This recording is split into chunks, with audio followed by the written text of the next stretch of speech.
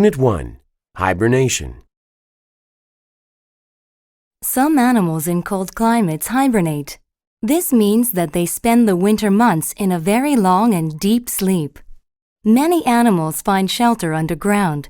They dig out shelters to sleep in. Animals that cannot dig find cracks or holes at the base of trees and bushes. If they like the place they find, they might use it for years and years. Animals that hibernate include cold-blooded animals, such as lizards, frogs, and snakes. Many warm-blooded animals also hibernate, such as mice, bats, and squirrels. When these animals are hibernating, they seem like they are not alive at all. Warm-blooded animals seem colder to the touch, however, their blood is still very warm. Hibernating animals have a very slow heartbeat. They almost stop breathing. Extra blood sugar and fat in their bodies keep them alive. They eat lots of food just before they hibernate. Winters that do not stay cold are dangerous for hibernating animals. They can sometimes wake up in their shelters when it gets a little warm. Then they use energy by moving around. During winter, there is very little food. These animals can get very thin and weak. If they move around too much and do not eat, they can die. Animals hibernate to escape the cold. There are also animals in hot climates that escape the heat. During very hot or dry weather, they sleep underground. This is called aestivation. Unit 2. Falling leaves. Autumn or fall is the season between summer and winter. The days become shorter and the air gets cooler. Trees sense these changes, so they start preparing for colder weather. Trees that have leaves block water and food from coming through the branches to the leaves. When this happens, the leaves die. They fall off the tree or the wind blows them away. This is why autumn is usually called fall in America. As the leaves start to die, they appear to change from green to red, yellow, orange, or brown. Actually, the leaves are really these colors all year long. They look green because of a chemical called chlorophyll. Chlorophyll works with the sun to help the trees make food. In autumn, when there is less sun, the tree cannot make chlorophyll, so the green color fades. This reveals other colors, like red and yellow, that were always in the leaves. Like trees, animals also sense changes in the cooler autumn climate. Animals that hibernate eat a lot during autumn. They gain weight to store energy in the form of fat. They use this energy to survive the winter while hibernating. Many birds survive the cold in a different way. They leave.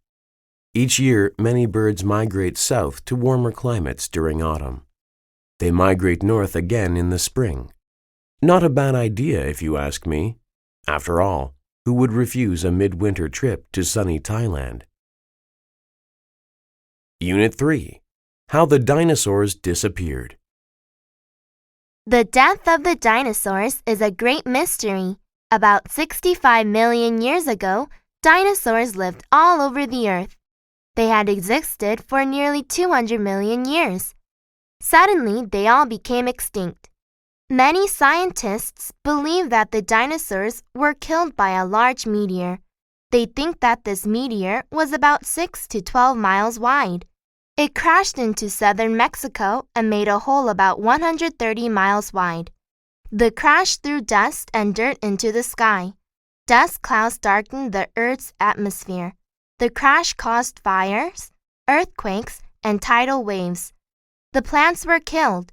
The oceans were poisoned. Very soon, there was no food left for the plant-eating dinosaurs. When they died, there was no food for the meat-eating dinosaurs. The meteor killed about 70% of all plants and animals on Earth. The only animals that could survive were small ones that could eat many different kinds of food. Some scientists say the meteor alone did not cause dinosaurs to become extinct. They think that dinosaurs were already getting weaker. They are not sure why. One reason might be disease. Another might be climate change. A big part of the mystery is why some types of animals survived. If climate change killed dinosaurs, it should also have killed frogs. If the meteor killed most sea reptiles, it should have killed crocodiles. Yet frogs and crocodiles still exist in the world today. Unit 4. Acid rain. I hate this rain. It's causing the traffic to back up for miles. Well, I hate this traffic because it's helping turn this rain into acid rain. I heard that acid rain has really bad effects.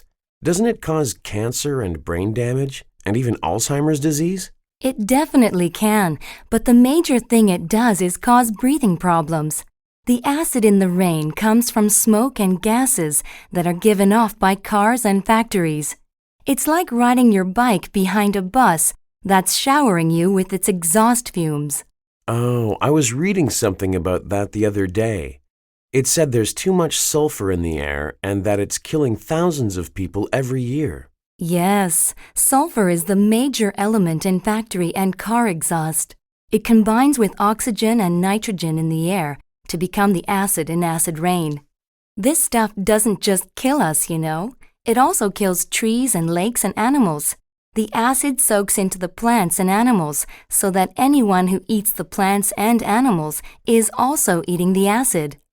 This sounds terrible. What can people do to stop acid rain? One simple thing they could do is to use less energy. Another way to stop acid rain is to drive less, or at least carpool. Imagine if every car on this road had 4 people in it right now. There would be fewer cars and a lot less acid rain. Unit 5. The weather forecast. Part 1.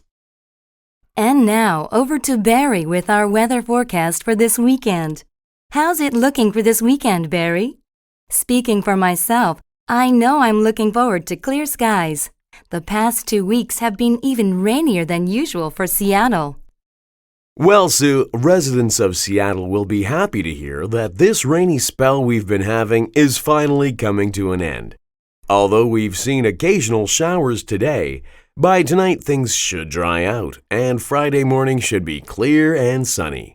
This fine weather should continue until the end of the weekend, with temperatures ranging from 55 to 75 degrees.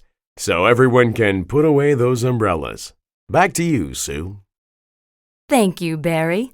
On behalf of the Thursday 6 o'clock news team, we wish you a pleasant evening. Part 2. Did you hear the weather report, Jenny? It looks like it'll be a clear weekend after all, so we won't have to cancel our trip to the lake. That's almost unbelievable. I'm really looking forward to getting out of the city and camping under the stars. But we'd better get our stuff ready tonight, Paul, if we're planning to leave tomorrow right after work. Yes, we'll need our tent, sleeping bags, camping stove, and a cooler for the drinks. What about food? Let's stop at a store and pick up some groceries on the way out. Sounds good. Well, we'd better get packing if we want to be ready to go by 5 p.m. tomorrow. Unit 6. Who invented that? What's so funny? I can't concentrate on my work if you keep laughing loudly like that. I'm sorry. It's just that I'm reading this article in Science Today magazine about some of the unusual things that people have invented. These inventions are incredible. Okay, tell me about some of these inventions, and let's see if I think they're as funny as you do. All right. The first one is a ladder for spiders, a thin, flexible rubber strip which attaches to the top edge of the bath. Haha, I wonder how long it took someone to invent that. Another inventor has designed a portable seat that you wear on a belt around your waist. In this picture, it looks like a big plastic cushion. Well, that is very unusual, but who would want to walk around with a portable plastic seat hanging from their waist all the time? Another unusual invention is this one. Look, it's a car plate that indicates whether the driver is a man or a woman by using different colors on either side. There's one color for males and one for females. What's the point of that invention? The inventor says that other road users will change the way they behave. They will become more polite if they know a woman is driving, so there will be fewer car accidents. Huh, do you really think that will happen? That's completely unbelievable. Unit 7. The White Noise Machine. And now, ladies and gentlemen, the moment you have all been waiting for. Here's the winner of this year's science contest, Charles Moore. Charles, tell everyone about your invention. Thank you. For the science contest this year, I've invented a white noise machine. Let me explain what that is. Have you ever been kept awake at night because of the sound of traffic or people talking or loud music? These types of noise are sometimes called dark noise. Dark noise is made up of sounds that bother you so much that you can't concentrate on what you are doing. White noise is not exactly noise. In fact, white noise can't be heard at all. White noise is made up of invisible waves of sound that reduce the effects of dark noise by making sounds of the opposite frequency. It's like being in the ocean and seeing a large wave coming toward you. It might knock you down. But if you could send a wave, or many small waves, toward the big wave, it wouldn't be as powerful because the small waves would hit it and reduce its size. My machine does this with sound. As a sound enters the microphone, the machine determines the sound's frequency. Then it makes a sound in the opposite frequency that cancels out the first sound. I hope my machine will give some peace and quiet to people living in noisy places. Thank you. Unit 8. Inches and centimeters. Hi, Julie. I'm trying to figure out the dimensions of this MP4 player I want to buy, but I'm having trouble converting these English measurements. You're really good at mathematics, aren't you? It says that the MP4 player is 3.6 inches tall and 2 inches wide, but what does that mean in centimeters? Well, according to my math book, 1 inch equals 2.54 centimeters, so to convert that, we need to multiply each English measurement by that number. Wait, I have a calculator in my pocket. Great! According to the calculator, that would make it 9.1 centimeters tall and, let's see, about 5 centimeters wide. So, its height is about 9 centimeters and its width is about 5 centimeters. But what about its weight? The website says that it weighs 3.6 ounces. We multiply 3.6 by 28.3, which is the equivalent in grams, and that converts to about 102 grams. All right then. The MP4 player is about 9 centimeters tall and 5 centimeters wide and weighs about 102 grams. I thought it would have to have larger dimensions to be able to hold 5,000 songs, but it's small and light. Do you think I should buy it, Julie? It sounds like a good product, but it depends on the price. Well, now I have the same sort of problem again. Could you help me figure out how to convert Chinese currency to our currency? Unit 9. Communicating online. Computers have transformed the way people communicate. In some ways, this transformation is good, but in other ways, it could be harmful. Statistics show that millions of people use the internet every day. People shop online, play games, and search for information. Studies also show that people use the internet mainly for communication. The internet has made communication fast and convenient. Email can travel anywhere within seconds. Chat rooms include people from all over the world. People can even make internet telephone calls. However, this type of communication is very different from what people did in the past. People spend less time talking face to face. They might chat for days without being in the same room with a real person. They also might communicate with many people at the same time. Some researchers think this is unhealthy. One study on internet use found that people who used the internet a lot were lonely. Also, they did not communicate as much with members of their family. Many people have criticized this study. They say it did not include enough people and that loneliness is hard to measure. In my opinion, all types of communication are good. It is great to email someone and get a fast response. It is also nice to talk face to face. We can do both.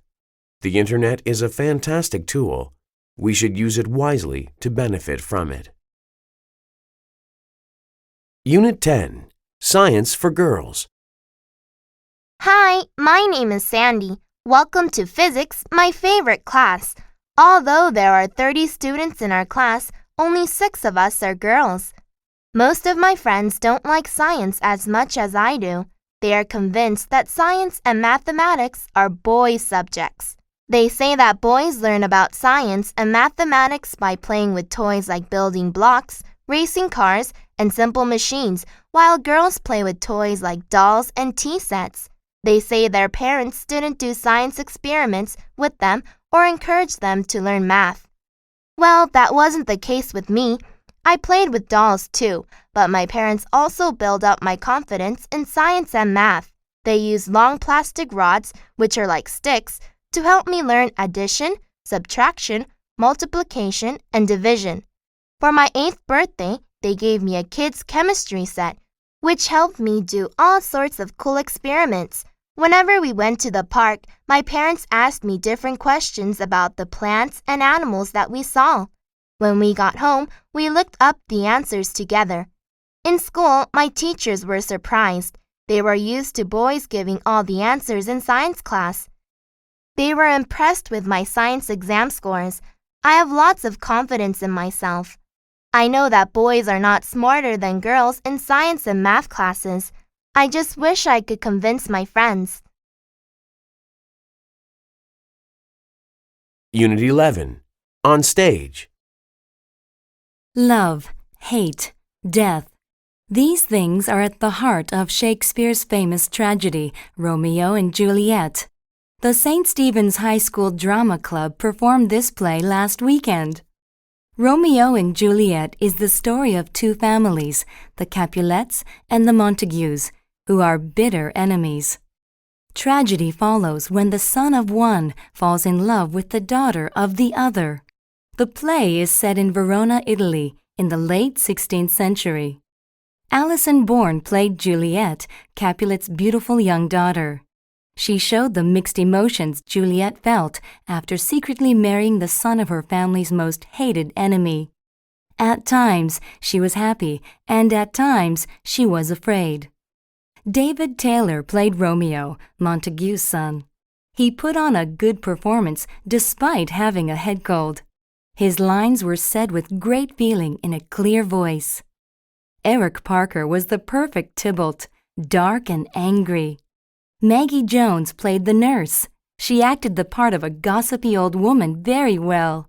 She made everyone in the audience laugh at her jokes and her comic character. The whole cast showed enthusiasm in every scene. The actors knew the meaning of their lines. They used body language to show this meaning well. The stage lights were sometimes too bright or too dim, but the sword fights looked very real and the costumes were wonderful. Overall, St. Stephen's production of Romeo and Juliet was a great night of high school theater. Unit 12. A Famous Portrait. The Mona Lisa is one of the most famous paintings in the world. It was painted by the great Italian artist Leonardo da Vinci between the years 1503 and 1505. The portrait was done with oil paint on a simple piece of wood. The portrait shows a woman in front of a landscape with mountains. Many people believe that the model for the painting was the wife of an important man in the area. However, some people now think that Da Vinci actually drew a picture of himself. They say the face looks similar to his. Apparently, Da Vinci loved the painting so much that he carried it with him at all times until he sold it to the King of France. The portrait is famous for several reasons. The best-known reason is for Mona Lisa's unusual smile. It is difficult to say if she is being pleasant or looking arrogant. Another reason the painting is famous is that it was stolen from an art museum in 1911. Both France and Italy sent people to look for the lost painting. It was then found 2 years later in a hotel in France. It is currently on display at the Louvre Museum in Paris. People from all over the world go to the museum each year to see the Mona Lisa.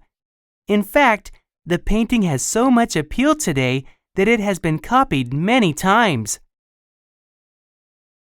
Unit 13. Leonardo da Vinci. When most people hear the name Leonardo da Vinci, they think of art. But in fact, he was a man of many talents. He was a scientist, an inventor, and an artist. Leonardo da Vinci was born in 1452 in Vinci, Italy. When he was 14, his father sent him to Florence to train under Andrea del Verrocchio, one of the best artists in the area. Leonardo became better than Verrocchio. By his early 20s, Leonardo was famous for his painting. He was especially good at painting colors and details. This made his paintings very lifelike. His most famous paintings are the Mona Lisa and the Last Supper. Leonardo was also a great scientist. He was a good observer of life and nature. He would ask himself simple questions like, how do birds fly? Then he would try to find the answers. He was interested in everything. For example, he studied the inner workings of the human body. He would cut up dead bodies to examine their insides.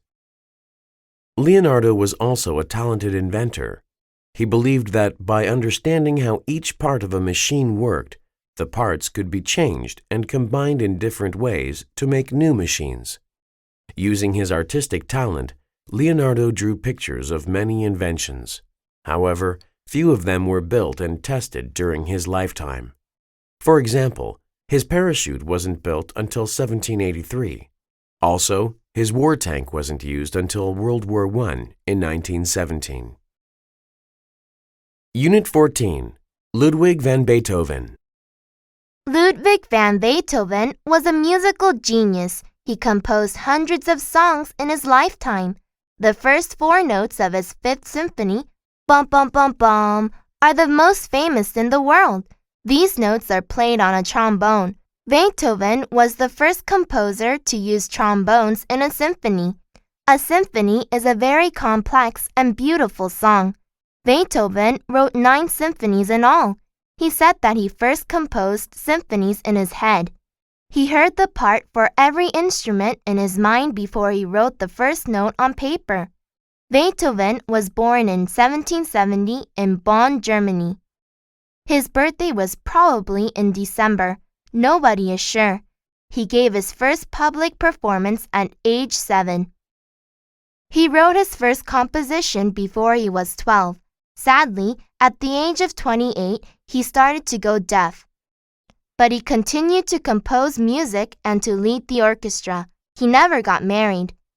After his death in 1827, friends found love letters that he had written to someone he called immortal beloved. To be immortal means to live forever. Beloved is a way of saying you love someone. His lover's name still remains a mystery. For these reasons and because of his wonderful music, he is remembered as a remarkable man in history. Perhaps no other composer has had such a large effect on the history of Western music as Beethoven. Unit 15. A nice gift. We've been invited to Lisa and Tom's wedding in August, so we need to get them a present. Do you have any ideas about what to buy them? I don't know. I'm not very good at buying gifts for people. What do you usually buy people for wedding gifts? I'd like to buy something that they have especially asked for.